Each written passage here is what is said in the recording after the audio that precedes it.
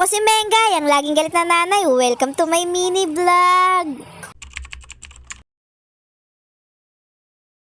Happy Lunes mga kamare! Pagkatapos ko nga ihatid si Bunso dun sa kanyang eskwelahan, eto halika samahan nyo ko paano ko i-organize itong mga damit namin dito sa dalawang Durabox. Dito sa kanang Durabox, ito nga yung damitan namin ni Mister at hati kami dito. Pinagsama-sama ko na yung pangbahay namin at pamasok niya sa opisina. At syempre pati yung panglakad namin nandito na rin.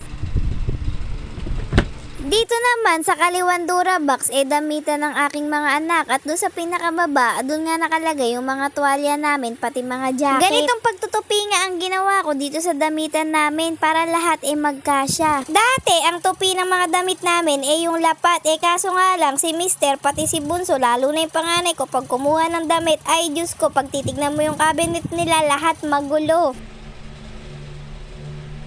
Bali, ganito nga pala ako magtupi ng mga damit namin, ng short at mga undies namin. Kaya tara, panoorin nyo ko.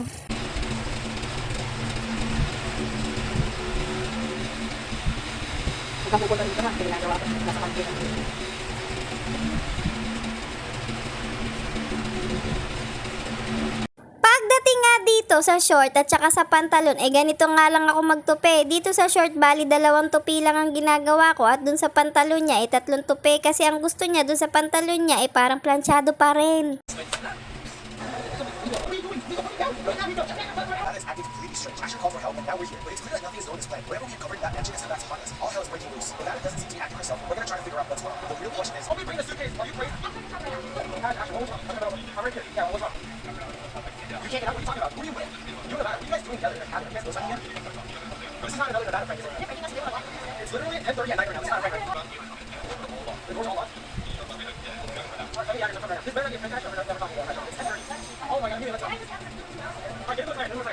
Pagkatapos ko nga magtupi ng mga damit, isasalansan ko na nga rito sa cabinet. Tapos ang gagawin ko para maganda siyang tignan, pagpapantay-pantayin ko. Kaso kahit anong ganda ng tupi ko dito, palamang bukas magulo na naman to.